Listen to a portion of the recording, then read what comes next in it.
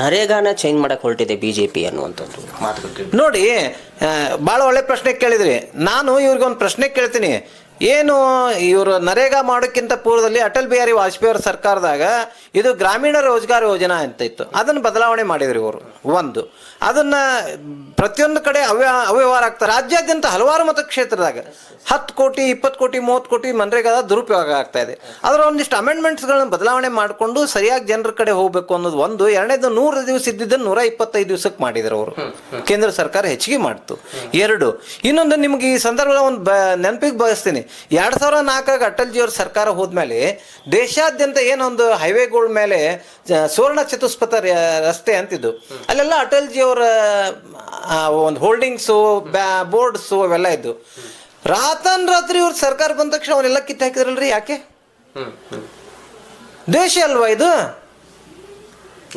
ಯಾವ ಪುರುಷಾರ್ಥಕ್ಕಾಗಿ, ಯಾರನ್ನು ಮೆಚ್ಚಿಸಲು, ಯಾವ ಕಾರಣಕ್ಕಾಗಿ ಅಟಲ್ಜಿಯವರಂತ ಒಂದು ಸುವರ್ಣ ಚತುಷ್ಪಥ ರಸ್ತೆ ದೇಶದಾಗ ಒಂದು ಕ್ರಾಂತಿ, ಇನ್ಫ್ರಾಸ್ಟ್ರಕ್ಚರ್ ರೆವಲ್ಯೂಷನ್, ಅದು ರಸ್ತೆ ರೆವಲ್ಯೂಷನ್ ಅದು. ಅಂಥದನ್ನು ನೀವು ಯಾಕೆ ಕಿತ್ತು ಹಾಕಿದ್ರಿ? ಇವು ಸುಮ್ಮನೆ ಏನೋ ಒಂದು ವಿರೋಧಕ್ಕಾಗಿ. ಕೇಂದ್ರದಾಗ ಏನು ಕಾಂಗ್ರೆಸ್ ಸರ್ಕಾರಕ್ಕೆ ವಿರೋಧ ಮಾಡೋಕ್ಕೆ ಯಾವುದೂ ವಿಷಯ ಇಲ್ಲ. ಇವತ್ತು ಅತ್ಯದ್ಭುತವಾಗಿ ಕೇಂದ್ರದಲ್ಲಿ ಕಳೆದ 12ನೇ ವರ್ಷದ ಸರ್ಕಾರನದ ಅತ್ಯದ್ಭುತವಾಗಿ ಭೂತ ಅನ್ನುವಂಥ ಕಾರ್ಯಕ್ರಮಗಳಾಗ್ತಾ ಇದ್ದಾವೆ, ಯೋಜನೆಗಳಾಗ್ತಾ ಇದ್ದಾವೆ, ಅಭಿವೃದ್ಧಿಗಳಾಗ್ತಾ ಇದ್ದಾವೆ. ಅದನ್ನು ಸಹಿಸೋಕೆ ಈ ಕಾಂಗ್ರೆಸ್ಗೆ ಆಗ್ತಾ ಇಲ್ಲ. ಕಾಂಗ್ರೆಸ್ನವರು ಇದನ್ನು ಜನ ಈ ದೇಶಾದ್ಯಂತ ಅವ್ರನ್ನ ತಿರಸ್ಕಾರ ಮಾಡ್ತಾ ಇದ್ದಾರೆ. ಅವ್ರು ಅರ್ಥ ಮಾಡ್ಕೊಳ್ತಾ ಇಲ್ಲ. ಸಂವಿಧಾನಾತ್ಮಕವಾಗಿ ಜವಾಬ್ದಾರಿತ ವಿರೋಧ ಪಕ್ಷವಾಗಿ ಯಾವ ರೀತಿ ಕರ್ನಾಟಕದಲ್ಲಿ ಜವಾಬ್ದಾರಿತ ವಿರೋಧ ಪಕ್ಷ BJP ಹೋರಾಟ ಮಾಡ್ತಾ ಇದೆ ನೋಡ್ಕೊಂಡು ಕಲಿಬೇಕು ಕೇಂದ್ರದಾಗ. ಅದನ್ನ ಹೇಳ್ಬಯಸ್ತಾ ಇದ್ದೀನಿ.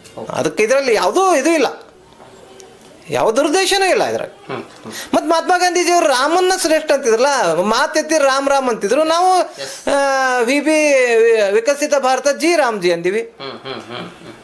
ಮತ್ತೇನಂದೀವಿ ನಾವು? ಹುಳುಕ್ ಹುಡುಕಾಕ ಅವ್ರಿಗೆ ಎಲ್ಲೂ ಆಗ್ತಾ ಇಲ್ಲ. ಯಾವುದೋ ಒಂದು ಹುಳುಕ್ ಹುಡ್ಕೊಂಡು ಹೋಗ್ತಾ ಇದ್ದಾರೆ. ಜನ ನಿಮ್ಮನ್ನು ತಿರಸ್ಕರಿಸ್ತಾರ. ಬಿಹಾರದಿಂದನೂ ಎಚ್ಚೆತ್ಕೊಳ್ಳಿಲ್ಲ, ಮಹಾರಾಷ್ಟ್ರದಿಂದನೂ ಎಚ್ಚೆತ್ಕೊಳ್ಳಿಲ್ಲ, ಹರಿಯಾಣ ಚುನಾವಣೆಯಿಂದ ಎಚ್ಚೆತ್ಕೊಳ್ಳಿಲ್ಲ. ಇನ್ನು ಬರಲಿರೋ ದಿನಗಳಲ್ಲಿ ಇವರು ಪಶ್ಚಿಮ ಬಂಗಾಳ ಅಂತೂ ಕಳೆದ 3-4 ದಶಕಗಳಿಂದ ಅಲ್ಲಿ ಅಧಿಕಾರದಾಗಿಲ್ಲ. ತಮಿಳ್ನಾಡಿನ 3-4 ದಶಕಗಳಿಂದ ಅಧಿಕಾರದಾಗಿಲ್ಲ. ಕೇರಳದಾಗ ಇವತ್ತು ಮೊನ್ನೆ ಎಲ್ಲ ಸ್ಥಳೀಯ ಸಂಸ್ಥೆ ಚುನಾವಣೆಗೆ ನಾವು ಎಷ್ಟೊಂದು ಅದ್ಭುತವಾದಂಥ ಸಾಧನೆಗಳನ್ನು ಜನ ನೋಡ್ತಾ ಇದ್ದಾರೆ.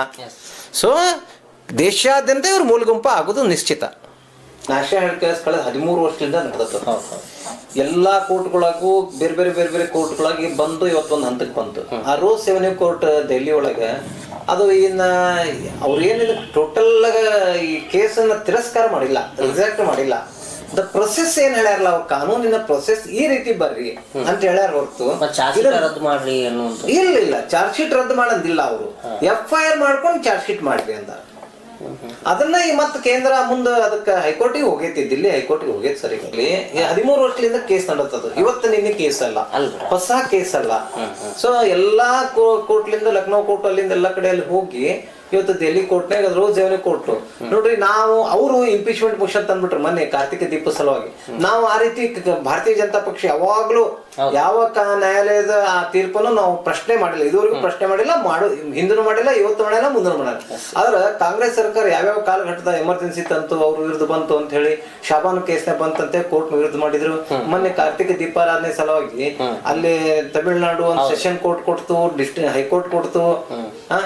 ಆಮೇಲೆ ಹೈಕೋರ್ಟ್ನಾಗ ಡಬಲ್ ಬೆಂಚಿಗೆ ಹೋದ್ರು. ಎಲ್ಲಾ ಕೋರ್ಟ್ನಾಗೂ ಅದಕ್ಕೆ ಅನುಮತಿ ಕೊಟ್ಟಾದ್ಮೇಲೆ ಅವ್ರಿಗೆ ಇಂಪೀಚ್ಮೆಂಟ್ ಮೋಷನ್ ತಂದಾರಲ್ರಿ 102 ಮಂದಿ ಸಂಸದರು ಫೋನ್ ಸಹಿ ಮಾಡಿ. ಎಷ್ಟರ ಮಟ್ಟಿಗೆ ಸಮಂಜಸ ಇದು? ಸೊ ಇವ್ರು ವಾಸ್ತವವಾಗಿ ಸಂವಿಧಾನದ ವಿರುದ್ಧವಾಗಿ, ನ್ಯಾಯದ ವಿರುದ್ಧವಾಗಿ ಯಾವಾಗ್ಲೂ ಸ್ವಾತಂತ್ರ್ಯದಿಂದ ಕಾಲದಿಂದ ಇವತ್ತು ಮಾತಾಡ್ಕೊಂಡು ಬಂದ್ರು ಕಾಂಗ್ರೆಸ್ನವ್ರೆ.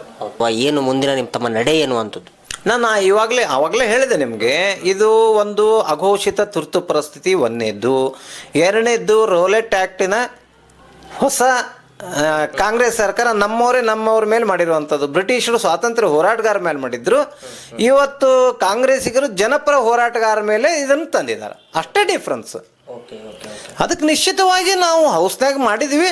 ಅವ್ರಿಗೆ ಅವಕಾಶ ಸಿಕ್ಕತ್ತಂಥೇಳಿ ಕೆಳಮನೆಯೊಳಗೆ ಅದನ್ನು ಧ್ವನಿಮತದಿಂದ ಅಪ್ರೂವ್ ಮಾಡಿಕೊಂಡ್ರು.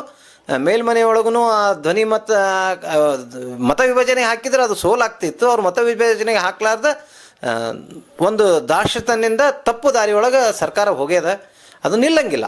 ಮಸೂದೆ. ಸರ್, ಈಗ ಎಲ್ಲೋ ಒಂದು ಕಡೆ ಕೆಲವಿಷ್ಟು ವ್ಯಕ್ತಿಗಳು ಅಂದರೆ ಬಿ ಜೆ ಪಿಯಿಂದ ಅಥವಾ ಬಿ ಜೆ ಪಿಯ ವಕ್ತಾರರಾಗಿ ಕೆಲಸ ಮಾಡುವಂತಹ ವಾಗ್ಮಿಗಳು ಕರ್ನಾಟಕದಲ್ಲಿ ಕಾಂಗ್ರೆಸ್ನ ತೆಗಳುವಂಥವ್ರು, ಉದಾಹರಣೆಗೆ ಚಕ್ರವರ್ತಿ ಸುಲೇಬೆಲೆ ಆಗಿರ್ಬೋದು, ಪುನೀತ್ ಕೆರೆಹಳ್ಳಿ ಆಗಿರ್ಬೋದು, ಇಂಥವ್ರನ್ನ ಹಣಿಲೆಂದೇ ಈ ಥರ ಒಂದು ಆ್ಯಕ್ಟನ್ನು ತಂದಲಾಗಿದೆಯಾ ಅನ್ನುವಂತಹ ನೋಡ್ರಿ, ಅವರು ಯಾವತ್ತು ದಾರಿ ಒಂದು ಚಕ್ರವರ್ತಿ ಸುಲೇಬರ್ ಇರ್ಬೋದು, ಪುನೀತ್ ಕೆರೆಹಳ್ಳಿ ಅವ್ರು ಇರ್ಬೋದು, ಶರತ್ ಪಂಪೆಲ್ಲ ಇರ್ಬೋದು, ಬಹಳ ಜನ ಇದಾರ.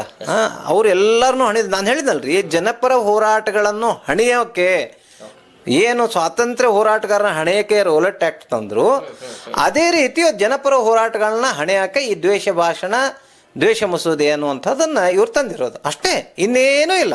ಸರ್ಕಾರ ಎಲ್ಲ ರಂಗಗಳಲ್ಲಿ ವಿಫಲ ಆಗೈತಿ, ಎಲ್ಲ ರಂಗಗಳಲ್ಲಿ ವಿಫಲ ಆಗೈತಿ ಸರ್ಕಾರ.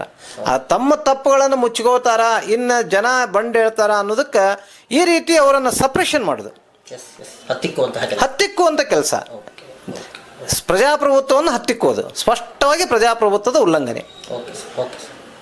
ಬಾಗಲಕೋಟೆಯ ಬಿಜೆಪಿಯ ವಕ್ತಾರರಾಗಿರುವಂತಹ ಸತ್ಯನಾರಾಯಣ್ ಹೇಮಾದ್ರಿಯವರ ಮಾತುಗಳಾಗಿತ್ತು. ಇವತ್ತು ಕಾಂಗ್ರೆಸ್ ಸರ್ಕಾರ ತನಗೆ ವಿರೋಧಿಗಳಾಗಿರುವಂತಹ ಕೆಲವಿಷ್ಟು ವಾಗ್ಮಿಗಳನ್ನು ಅಥವಾ ತನಗೆ ವಿರೋಧವಾಗಿರುವಂತಹ ಒಂದಿಷ್ಟು ನಡೆಗಳನ್ನು ಹತ್ತಿಕ್ಕಲೆಂದೇ ಈ ಒಂದು ಆ್ಯಕ್ಟನ್ನು ತಂದಿರುವಂಥದ್ದು ಅಥವಾ ಈ ಒಂದು ಕಾಯ್ದೆಯನ್ನು ಜಾರಿಗೊಳಿಸಿರುವಂಥದ್ದು ಅಂಥೇಳಿ ಬಿ ಜೆ ಪಿಯ ವಕ್ತಾರರು, ಪ್ರಖರ ವಾಗ್ಮಿಗಳಾಗಿರುವಂತಹ ಸತ್ಯನಾರಾಯಣ್ ಹೇಮಾದ್ರಿ ಅವರ ಮಾತುಗಳಾಗಿತ್ತು. ಮತ್ತೊಂದು ರೋಚಕ ವಿಭಿನ್ನವಾಗಿರುವಂತಹ ವ್ಯಕ್ತಿಯೊಂದಿಗೆ, ಅವರ ಮಾತುಗಳೊಂದಿಗೆ ಮತ್ತೆ ಬರ್ತೀನಿ. ಎಲ್ಲರಿಗೂ ನಮಸ್ಕಾರ.